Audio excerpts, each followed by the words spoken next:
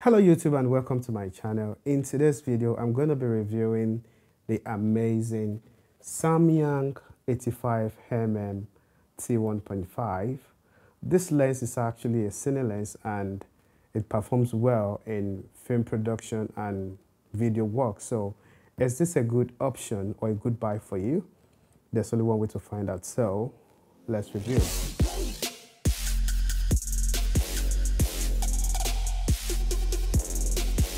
The Samyang 85mm T1.5 is a budget full-frame Cine lens for video work. So if you're transitioning from still lenses to video works like me, then I think you may need to consider the Samyang Cine lenses because they are affordable and they perform really well. Cine lenses can be very expensive, but they are the best option for film production and video works. Using Cine lenses opens your creative potentials to a whole new level. I mean, something really much amazing. So today I'll be reviewing the Samyang 85mm ASIF USM2. I'll be looking at the technical specification, then we'll be looking at the performance, and also importantly, I'll actually try as much as possible to gather what other videographers are saying about this particular lens. For the record, I am not paid to review this product, and my intention is to help anyone interested in buying a budget Cine lens to make the right decision. So let's get started. The Samyang 85mm T1.5 is a semi-manual telephoto lens with 8 aperture blades, which gives octagon-like bokeh shape. Like every other Cine lenses, Samyang 85mm comes with focus gearing, which makes it easy to pull focus or mount a follow focus device. The Samyang 85mm is built with outstanding hybrid aspherical lens optical function, and this helps minimize chromatic aberration, which is a big issue, and gives consistent image quality and contrast throughout the center to corner of your lens when it's fully opened up, for example, a T1.5. The T1.5 aperture allows you to open up your lens wide. This helps in low light and shallow depth of field.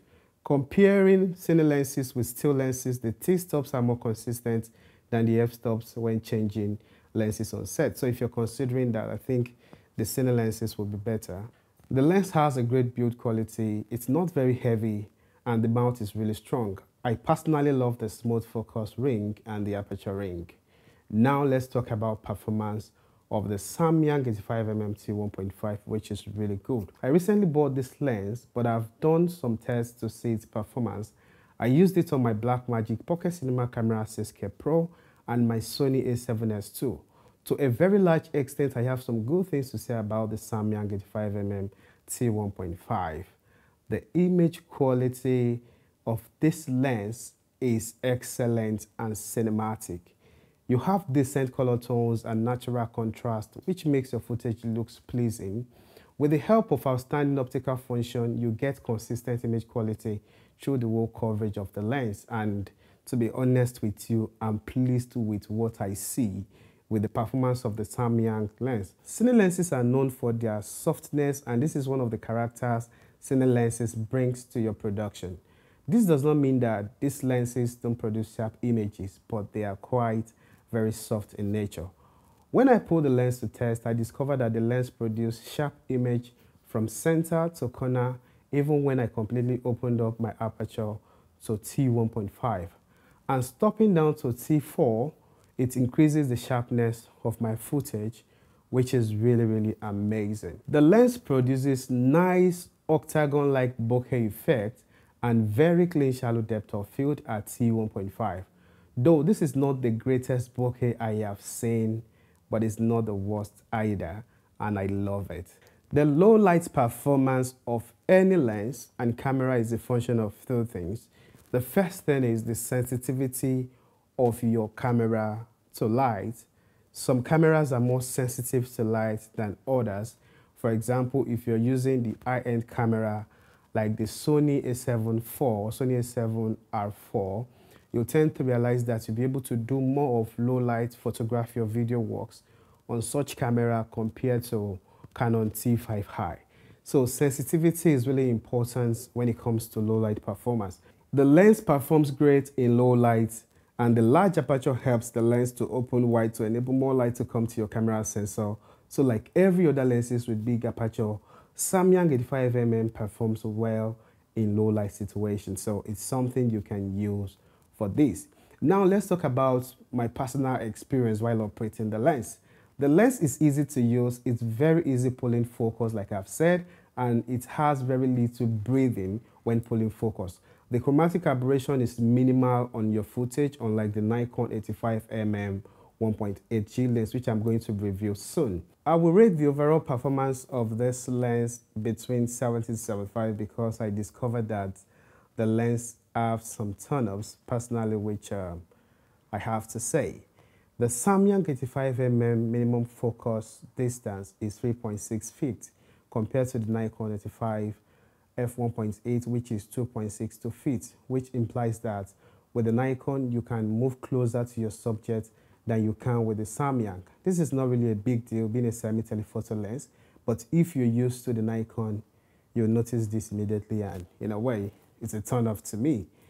Bokeh performance, I personally prefer the Samyang 35mm Mark II and the Helios 44-2 f2 bokeh performance.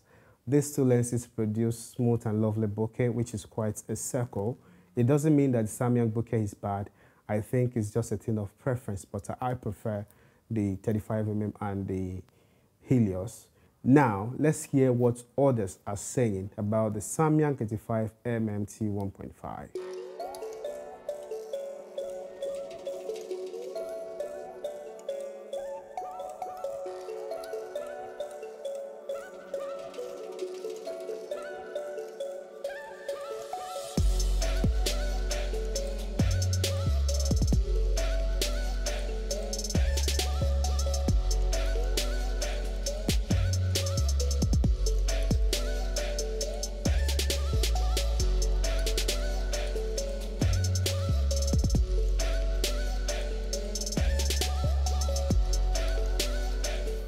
So, who is this lens for?